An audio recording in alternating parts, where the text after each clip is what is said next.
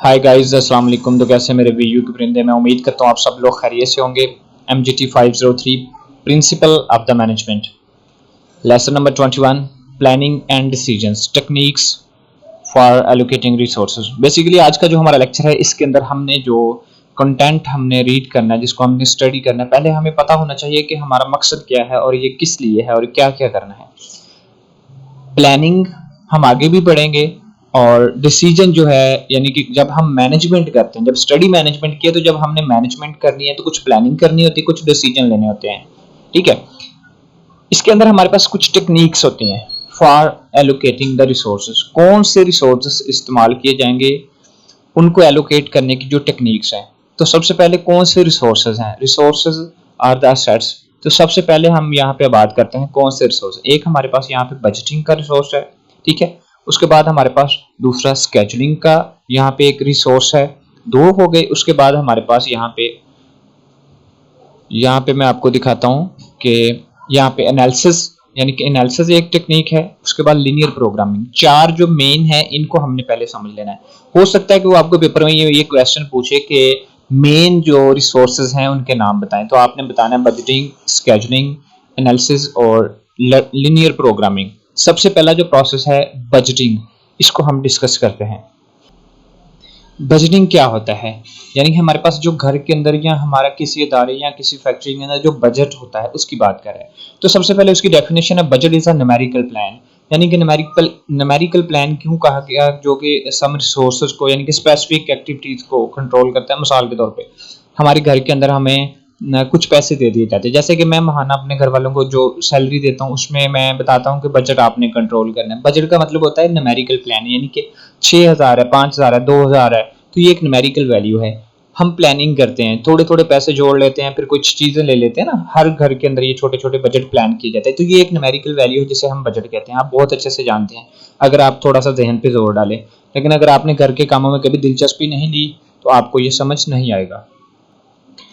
उसके बाद वो कहता है हमारे पास यहाँ पे चार डिफरेंट टाइप हैं बजट्स की। ठीक है, बजट आपको पता चल गया क्या होता है, यानी कि जो हमें कुछ प्रॉफिट या हमें कुछ थोड़ी सी साइड कर लेना बजट है। तो इसकी जो 4 मेजर टाइप्स हैं वो कौन से? एक रेवेन्यू बजट है, ये क्वेश्चन पूछा जाएगा, ठीक है, हो सकता है पूछ ले। अगर नहीं भी पूछे तो कुछ इसके टाइप का पूछे तो आपने ये लिख देना है। रेवेन्यू बजट होता है, प्रॉफिट बजट होता है, ठीक है, कैश बजट होता है, ठीक है। उसके बाद हमारे पास cash budget, expense budget, revenue budget, ये चार बजट हैं हमारे पास, ठीक है। इसको थोड़ा सा स्पेसिंग दे देते हैं ताकि ये चीजें आपको ज्यादा अच्छे से नजर आए, ठीक है।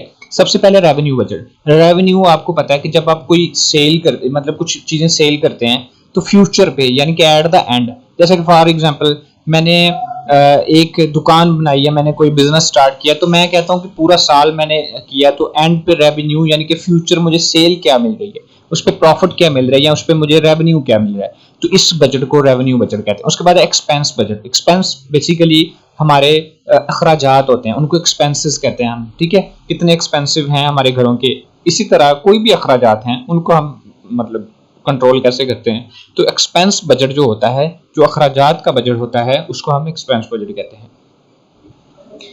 यहाँ पे उसने बहुत इंपॉर्टेंट एक कीवर्ड लिखा है, budget that list the primary activities. Primary activities क्या कहता है? वो कहता है कि हमारे पास, जैसे कि फॉर एग्जांपल मैं एक एग्जांपल देता हूँ कि आपको घर के अंदर पेरेंट्स कहते हैं कि यार दुकान से कुछ आते वक्त सामान लेते हैं ना, आप उसकी ना एक्सपेंसेस कितने लगाएंगे उसके हिसाब से बजट लगा लेते हैं। फॉर एग्जांपल आप डिसाइड करते हैं कि आपको 5,000 रुपया दे दिया गया है, आप कहते हैं कि इसमें मैंने 2 kg जो है वो घी लेके आना है, तो उसके हिसाब से, जैसे कि आजकल 700 रुपये किलो चल रहा है, तो आपने उसको मल्टीप्लाई करके उसका बजट प्लान कर लेना, घी इतने का लेके आना है। आपने फिर चेक करना है, आपने चेक करना है आपने ड्रेसिंग कितने की लेके आनी है, आपने चीनी कितने की लेके आनी। तो हर चीज जितने भी एक्सपेंसेस है उनके हिसाब से जो बजट होता है उसको एक्सपेंस बजट कहते हैं। उसके बाद प्रॉफिट बजट है। प्रॉफिट, अगर आप कोई भी काम कर रहे हैं, ठीक है, आपने कोई फैक्ट्री बनाई या कोई आपने यूनिट ऑर्गेनाइजेशन क्रिएट की, तो उसके अंदर आपको कितना प्रॉफिट हो रहा है, उसको जो है जी हम प्रॉफिट बजट कहते हैं, ठीक है। वेरी इजी है ये, तकरीबन एक्सपेंस बजट और ये सारे मिक्सअप ही हैं। आपने थोड़ा सा क्लियर करना अपने क्विज के हवाले से, चीज वो बकायदा वही ले आता है, उसकी थ्योरीज कर दी है थोड़ी, ठीक है। उसके बाद कहता है cash budget. Cash budget basically जैसे कि शॉप है या हमारा कोई बैंक है या कोई बिजनेस है, तो कुछ लोग हमें ट्रांजैक्शन करते हैं या कुछ हमें कैश देते हैं, तो हमें दुकान से पीछे से जो नया सामान लेके आना है वो हमें डेली कैश बजट पे लेके आना है, लेकिन हमारे अकाउंट में पैसा ज्यादा आ रहा है, तो हमें जो हैंड यानी कि हाथ में जो सेल हो रही है, जो कैश मिल रहा है, हमें उस कैश को आगे कैसे मैनेज करना है, कैसे बजट क्रिएट करना है, उसको कहते हैं हम कैश बजट। वो वाला बजट जो हमें नकदी रकम मिली है उससे क्रिएट किया जाने वाला बजट जो है उसको कैश बजट कहते हैं। ये पढ़ेंगे तो आपको इजीली समझ आ जाएगा, ठीक है। उसके बाद ये थोड़ा सा इंपॉर्टेंट है, इसको रीड कर लीजिएगा, मैं थोड़ा शॉर्ट रखूंगा। स्केजुलिंग, स्केजुलिंग बेसिकली जैसे कि देखें आप जब मैनेजमेंट करते हैं तो आपको बजट तो कंट्रोल करना है, लेकिन कुछ स्केड्यूल भी तो आपको बनाने हैं ना, ताकि आप एक अच्छा स्केड्यूल बनाएंगे तो आपकी बजट मैनेजमेंट बहुत अच्छी हो जाएगी। तो स्केड्यूलिंग के अंदर आपको क्या करना है, आपको एक स्केड्यूल बनाना है, एक आपको एक ऑर्डर क्रिएट करना है, एक सीक्वेंस बनानी है। फॉर एग्जांपल आपका एग्जाम है, या फॉर एग्जांपल आप कुछ लेक्चर्स तैयार करना चाहते हैं, आप स्केड्यूल बना लेते हैं कि एमजीटी में इस डे पढ़ूंगा, सीएस फलान डे में पढ़ूंगी, या वगैरह वगैरह। तो इसी तरह स्केड्यूल होता है। स्केड्यूलिंग कहता है इन्वॉल्व होता है लिस्ट में आप नेसेसरी एक्टिविटीज, जो ज्यादा इंपॉर्टेंट एक्टिविटीज हैं उनकी लिस्ट बना ली जाए, ठीक है, जो जरूरी हैं, ठीक है, उनका एक ऑर्डर बना लिया जाए कि ये कब कंप्लीट होंगी, उनका एक ऑर्डर बना लिया जाए कि ये इतनी देर में हमें कंप्लीट करना है, ठीक है। क्योंकि जैसे ही आप उसको कंप्लीट करने की डिटेल सेट कर लेंगे, आपको स्केड्यूल बना लेंगे कि इतना टाइम लगना चाहिए, इतना खर्चा होना चाहिए, पहले ये वाली चीजें। फॉर एग्जांपल एक घर बनाते हैं तो उसमें आप कहते हैं पहले जी हमें वॉशरूम बनाना है, फिर हमें जो है छत डालनी है, फिर उसके अंदर जो फर्निशिंग का काम है वो बाद में करेंगे, कितना टाइम है वगैरह वगैरह, कितनी कॉस्ट है, कौन कौन से टूल्स इस्तेमाल किए जाएंगे, ये सब कुछ जो है ये स्केड्यूलिंग में इंक्लूड होता है, ठीक है। उसके बाद यहाँ तक जी हमारी एक बात कंप्लीट होगी। उसके बाद वो कहता है कि हमें जो टूल्स इस्तेमाल करने हैं, यानी कि इस स्केड्यूलिंग करते हुए हमें कुछ टूल्स इस्तेमाल करने। तो सबसे पहला टूल जो है वो गैंट चार्ट है, ठीक है। गैंट चार्ट क्या है, ये एक पर्सन था हेनरी गैंट, उसने ये चार्ट बनाया। ये ग्राफिकल होता है, ये कौन सा काम करता है, ये विजुअल शो करता है। फॉर एग्जांपल मैं एक नया पेज लेता हूँ, नए पेज के ऊपर हम यहाँ पे इंसर्ट पे जाते हैं, यहाँ पे आप देखिएगा कि हमें कुछ ये चार्ट नजर आ गया। देखो ये ग्राफिकली आपको शो हो रहा है, ये देखो नीचे वैल्यूज भी दी हुई हैं, हमें हर वैल्यू का हिसाब किताब नजर आ जाता है। ये तो न्यूमेरिकल वैल्यू है, लेकिन ये ग्राफिकल वैल्यू है जो हमें काफी इजीली समझने में हेल्प करता है कि हम कैसे अपने प्रोसेस को मैनेज कर सकते हैं। तो ये वो कहता है कि जो हमारे पास ग्राफ होता है वो विजुअल शो होता है एक्चुअल वैल्यूज का, या आउटपुट का, या इनपुट का, या पीरियड ऑफ टाइम का। तो वो कहता है कि गैंट चार्ट जो हमारे पास है ये हेनरी का बनाया हुआ एक चार्ट था। ये स्केड्यूलिंग के अंदर, ये जो स्केड्यूलिंग है ना, इसके अंदर इस्तेमाल होने वाला एक टूल है। टूल से मुराद हमारे पास कोई हथौड़ी या हमारे पास कुछ औजार टाइप नहीं होता, मतलब कुछ सॉफ्टवेयर भी हो सकता है, ठीक है। तो यहाँ पे स्केड्यूलिंग जो एक टेक्निक है इसको वो यहाँ पे टूल का नाम दे रहा है, ठीक है। ये हो सकता है क्वेश्चन पूछ ले। गैंट चार्ट के अंदर क्या चीजें इंपॉर्टेंट है, ये एक स्पेशल बार चार्ट होता है, ये एक ग्राफिकल रिप्रेजेंटेशन होती है, जैसे कि हम किसी चीज का फ्लो चार्ट बनाते हैं। अगर आपने प्रोग्रामिंग को समझा हो कभी, तो हम चीजों का फ्लो चार्ट बना लेते हैं कि पहला ये काम करना है, फिर दूसरा नक्शा आप कह सकते हैं। तो ये एक नक्शा टाइप का होता है। तो ये कहता है बार चार्ट जो शो करता है हमें करंट और बैकएंड और नेसेसरी और जो भी चीजें ये सारी एक्टिविटीज को उस पर शो करवा देता है, ठीक है, जैसे कि मैंने अभी दिखाया। इसके अंदर कुछ प्रोसेस होते हैं चार्ट के अंदर, ये बड़े मेन प्रोसेस को छोटे हिस्सों में डिवाइड कर देता है, मेन एक्टिविटी को छोटे छोटे हिस्सों में डिवाइड कर देता है, सेपरेट कर देता है, ताकि इजीली काम किया जाए। ताकि घर का किचन अलग, ठीक है, फिर हम वॉशरूम अलग, फिर हम बाथरूम अलग, फिर हम उसके बाद ड्राइंग रूम अलग, ठीक है, ऐसे सारी चीजों को अलग अलग, फिर कंप्लीट प्रोजेक्ट बन जाता है, ठीक है। हम मैनेजमेंट पढ़ रहे हैं तो एग्जांपल मैं आपको रोजमर्रा जिंदगी से इसलिए देता हूं ताकि बात समझना आसान हो जाए। टाइम फ्रेम बना ली जाती है, उसकी लिस्ट बना ली जाती है, टॉप टू बॉटम जो है कि जो चार्ट है। फॉर एग्जांपल अगेन चेक कीजिएगा हमारे पास, अगर मैं इस चार्ट को अगेन यहाँ पे ड्रा करता हूँ तो आप यहाँ पे देखिएगा कि ये देखें, ये इसके बॉटम पे कुछ ये वैल्यूज हैं, ठीक है, टॉप पे कुछ ये वैल्यूज हैं। तो वो कहता है कि इसकी बॉटम और टॉप पे कुछ डिफरेंट वैल्यूज हैं जो आपको हेल्प आउट करती हैं। ड्यूरेशन बताता है, ये स्केड्यूलिंग बताता है, एक्टिविटीज को बताता है, लेकिन ये क्या नहीं करता, ये दो एक्टिविटीज के दरमियान जो रिलेशनशिप है, इंटर रिलेशनशिप है, वो नहीं बताता, ये सिर्फ अपनी वैल्यूज को समझाता है, ठीक है। ये एक टूल है। उसके बाद कहता है कि ये एक टूल था गैंट चार्ट का। दूसरा टूल हम यहाँ पे पर्ट का इस्तेमाल करते हैं। तो यहाँ पे मैं क्या करना चाहूंगा, मैं एक लाइन लगा देता हूँ ताकि आपको पॉइंट क्लियर होते जाए कि हम अलग अलग हिस्सों पे हैं, इकट्ठा मिक्सअप ना हो जाए। तो पर्ट क्या है, बेसिकली PERT, ये PERT चार वर्ड इकट्ठे किए हैं, प्रोग्राम का, एवोल्यूशन का, रिव्यू का और टेक्निक का। ये सारे वर्ड को इकट्ठे करके ये एक टेक्निक है, तो उसका नाम उसने पर्ट रख दिया, ठीक है, पर्ट जो भी आप पढ़े, ठीक है। तो ये एक नेटवर्क होता है, ये इसके अंदर ना प्लानिंग शामिल होती है, मैनेजमेंट क्या है, कंट्रोल किधर को करना है, कैसे, ये भी एक नक्शा टाइप होता है, ये भी एक ग्राफ ही होता है, ठीक है। ये एक टेक्निक होती है जो कि प्रोजेक्ट को या हमारी मैनेजमेंट में हमें आसानी देती है। तो ये इसमें जो है प्रोग्राम, एवोल्यूशन, रिव्यू और टेक्निक, इन सब को मिक्सअप किया जाता है कि इसमें सारी चीजें शामिल होती हैं,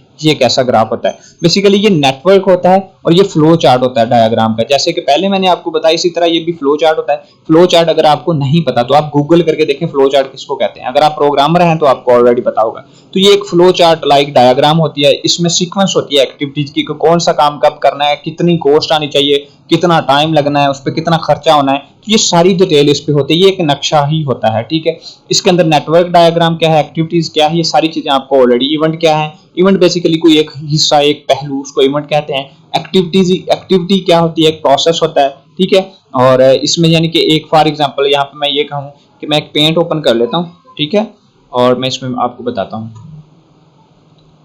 टाइम नहीं वेस्ट करना चाहता। फॉर एग्जांपल मेरे पास जो है स्टार्टिंग पॉइंट जो ये है, तो ये एक इवेंट है, ठीक है। और मेरे पास एंडिंग पॉइंट जो है, मैं एंडिंग पॉइंट यहाँ पे ड्रा करता हूँ, ये मेरे पास 2 इवेंट हो गए, ठीक है। मेरे पास ये अब जो दूसरा प्रोसेस है मैं वो ये वाला ले रहा हूँ, ये भी मेरे पास एक इवेंट है, लेकिन इसके अंदर मैं इनको मिला रहा हूँ आपस में। तो ये इस साइड से इधर को, ठीक है, और उसके बाद ये इधर को, तो ये मेरी एक एक्टिविटीज है, ठीक है, ये एक एक्टिविटी है, ठीक है। उसके बाद ये सारी एक्टिविटीज हैं, प्रोसेस है, आई मीन प्रोसेस किधर को जा रहे हैं। उसके बाद ये इवेंट को नोड भी कहते हैं। इंपॉर्टेंट जो है हमारा ये शॉर्ट क्वेश्चन है, वो जो होता है 4 नंबर वाला, क्या कहते हैं यार उसको, टिक करने वाला क्विज, सॉरी। तो यहाँ पे उसके बाद क्रिटिकल पाथ देखें, आप जब एक प्रोजेक्ट बनाते हैं या एक आप मैनेजमेंट कंट्रोल करें तो इसके अंदर एक क्रिटिकल पाथ होता है, एक डिले होता है, एक स्लैक होता है, ठीक है। अब ये क्रिटिकल पाथ क्या होता है? क्रिटिकल पाथ वो वाला प्रोसेस होता है, यानी कि वो पाथ या सेट ऑफ एक्टिविटीज आप कह सकते हैं जिसके अंदर आपने कोई प्रोजेक्ट शुरू किया, ठीक है, और वो कंप्लीट होने में बहुत लंबा अरसा ले लेता है, लेकिन आपको पता नहीं रहता कि यार ये कितना टाइम लेने वाला है। तो इस तरह का जो प्रोजेक्ट होता है उसके अंदर वो जो टाइम लग रहा होता है या वो जो पहलू होता है उसको हम क्रिटिकल पाथ कहते हैं, ठीक है। लॉन्गेस्ट टाइम जो इसको कंप्लीट होने में लग जाता है, इसलिए इसको हम क्रिटिकल पाथ कहते हैं। जैसे कि डैम बनाना है कोई मुल्क का, या चाइना ने वो जो वाल बनाया था वो उसको तकरीबन 965 साल लगे थे, तो वो ये एक क्रिटिकल पाथ है कि बड़ा टास्क है, बंदा बोर हो जाता है। डिले क्या होता है, मतलब 2 एक्टिविटीज हैं उनके सेंटर में यानी जो डिले आता है, जैसे कि घड़ी की एक जो निडल है, जो सुई है, एक पॉइंट से दूसरे पॉइंट तक जाने के लिए जो सेंटर में वक्फा लेती है उसको डिले कहते हैं। इसी तरह एक क्रिटिकल पाथ के दरमियान या प्रोजेक्ट को कंप्लीट होने के दरमियान में जो डिले होता है, जो टाइमिंग होती है, उसको डिले कहते हैं। स्लैक क्या होता है? ये एक लैटिट्यूड अबाउट होता है। जैसे कि लैटिट्यूड से क्या मुराद कि कुछ काम ऐसे होते हैं जो स्टार्ट हो जाते हैं लेकिन उनके एंड होने का पता ही नहीं होता कब होंगे वो एंड।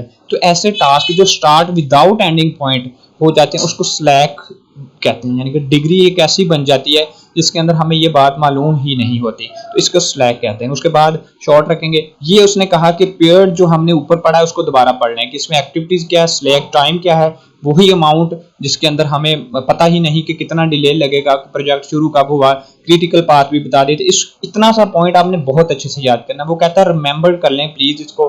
तो मैं फिर से कह रहा हूँ कि ये इतना सा जो हिस्सा है इसको आप अच्छे से याद कर लेंगे ताकि आपको जो है आसानी रहे, ठीक है। उसके बाद ये अच्छे से याद कीजिएगा। उसके बाद हमारे पास है यहाँ पे एनालिसिस।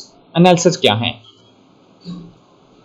जैसे कि एनालिसिस आपने किसी न किसी चीज का एनालिसिस सुना हो या कभी केमिस्ट्री में पढ़ा हो, इसी तरह एनालिसिस वो है कि ब्रेक इवन एनालिसिस जो है ये एक टेक्निक है, ठीक है। आइडेंटिफाइंग, किस लिए आइडेंटिफाई करती है, किस चीज को, point at which total revenue, वो पॉइंट जिसपे total revenue is just sufficient to cover that, यानी कि वो वाला पॉइंट जिसपे आपको जो रेवेन्यू मिला है या जो प्रॉफिट मिला है वो काफी है, मुकम्मल कॉस्ट, यानी कि फॉर एग्जांपल जितना भी खर्चा आपका आना है वो जो आपका रेवेन्यू है वो उसको कवर कर लेगा, उतने पैसों में सारा काम हो जाएगा।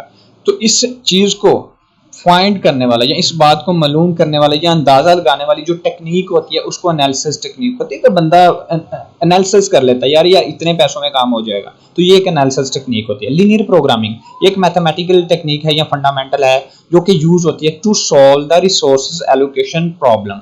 लीनियर प्रोग्राम एलपी, ठीक है, क्वांटिटेटिव टूल है। ये एक टेक्निक है जो कि प्लानिंग करता है हाउ टू एलोकेट लिमिटेड, और यानी कि कैसे लिमिट को, यानी कि उसकी कितनी लिमिट हो।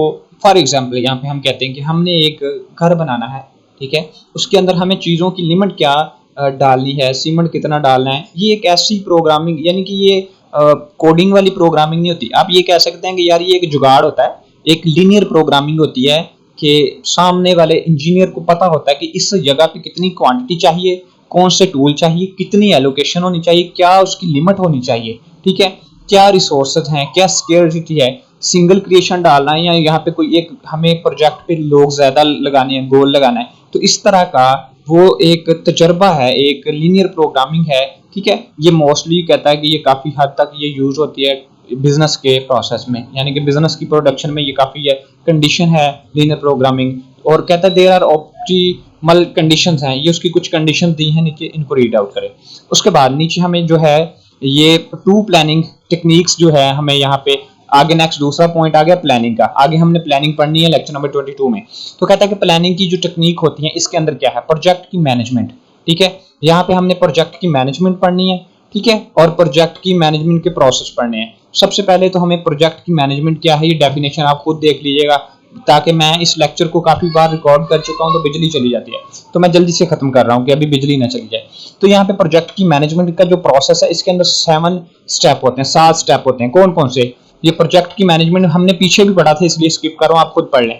यहाँ पे 7 स्टेप कौन से हैं। सबसे पहले कि हमने डिफाइन करना ऑब्जेक्टिव। ऑब्जेक्टिव से मुराद है कि यार हमारा मकसद क्या है, हमारा गोल क्या है, असल करना क्या है, ठीक है, ये पहला स्टेप है। उसके बाद आइडेंटिफाई करें एक्टिविटीज, यानी कि कौन सी एक्टिविटीज हमने उसमें करनी है, कौन से रिसोर्सेज लेने हैं, कौन सी एक्टिविटीज करनी है, तो ये दूसरा पॉइंट है। उसके बाद हमें यहाँ पे एस्टेब्लिश करें सीक्वेंस को। ये वैसे रट्टा लगा लें, ये पॉइंट मेरी समझ में नहीं आया यहाँ पे क्यों है कि हमने सीक्वेंस को कैसे एस्टेब्लिश करना है, लेकिन रट्टा लगाएं, जो चीज मेरी समझ में नहीं आएगी मैं आपको नहीं बता पाऊंगा। उसके बाद estimate the time for activities. अब जितनी भी एक्टिविटीज हैं उनके लिए हमें कितना टाइम लगना। फॉर एग्जांपल एक अपनी तरफ से एग्जांपल बनाते हैं। फॉर एग्जांपल कि हमारी एक्टिविटी है कि हमने किचन बनाना है, हमें कितना टाइम चाहिए, तो इस चीज को एस्टिमेट लगाओ कि कितना टाइम यहाँ पे लगेगा, फलां जगह पे कितना टाइम लगेगा, ऐसे सारी चीज को मैनेज करना है। डिटरमाइन द प्रोजेक्ट की कंप्लीटेशन डेट, यानी कि हमारा जो प्रोजेक्ट है वो कब तक बन सकता है, हमें इस बात का अंदाजा लगाना है। तो उसकी डेट को, जो हमने कंप्लीटेशन की डेट है कब कंप्लीट होगा, उसको भी हमने फाइंड करना है। ये हमारे जिम्मे में है क्योंकि हम मैनेजर हैं और मैनेजमेंट पढ़ रहे हैं। कंपेयर विद द ऑब्जेक्टिव, जो भी ऑब्जेक्टिव हमें मिले हैं या जो भी हमारे ऑब्जेक्टिव उनको कंपेयर करें। जो ऑब्जेक्टिव हमारा टफ है उस पर टफ प्रोसेस चलेगा, जो हमारा लेस है उस पर लेस चलेगा। उसके बाद determine additional human resources required. अगर तुम्हारा प्रोजेक्ट ये दोनों इकट्ठे हैं, अगर हमारा प्रोजेक्ट मुश्किल है तो हमें फिर एडिशनल ह्यूमन रिसोर्सेज रिक्वायर्ड है, यानी कि बंदे ज्यादा लगाने पड़ेंगे या काम या मशीनरी, और अगर हमारा लेस है तो हमें उसी में एडजस्ट करना पड़ेगा। ये 7 पॉइंट हैं जो कि प्रोजेक्ट की मैनेजमेंट के प्रोसेस में शामिल होते हैं। आई होप सो दैट कि आपको समझ आ गए होंगे। उसके बाद नेक्स्ट क्या है, rule of the project manager. यह भी पढ़ लें और ये भी आपने पढ़ना है। और मैं यहाँ पे वाइंड अप कर रहा हूँ कि कुछ मॉडल्स हैं, ये इजी है, ये सारा आप खुद पढ़ सकते हैं, आप काफी सियाने हैं, आई मीन के समझदार हैं। तो मिलते हैं नेक्स्ट लेक्चर नंबर 22 में, प्लानिंग पढ़ेंगे और बहुत अच्छे से पढ़ेंगे। तब तक के लिए मुझे इजाजत दें। आई होप कि आपकी मैं कुछ ना कुछ हेल्प कर पाऊंगा। एक्चुअल में मैं एमजीटी का बहुत ज्यादा एक्सपर्ट बंदा नहीं हूँ, मैं बिजनेस नहीं, मैं एक सॉफ्टवेयर का बंदा हूँ, सॉफ्टवेयर इंजीनियर मेरी फील्ड है, मैं प्रोग्राम बनाता हूँ। लेकिन ये मेरे कुछ अपने चाहने वाले जिनसे मुझे बहुत ज़्यादा मोहब्बत है उनके लिए ये मैं लेक्चर क्रिएट कर रहा हूँ, ताकि अगर उनको मेरे लेक्चर समझ आते हैं तो मैं उनकी खिदमत में जो है वो लगा रहूँ। तो मिलते हैं नेक्स्ट किसी लेक्चर में, तब तक के लिए इजाज़त दें। अल्लाह हाफिज़, अल्लाह ने के बाद।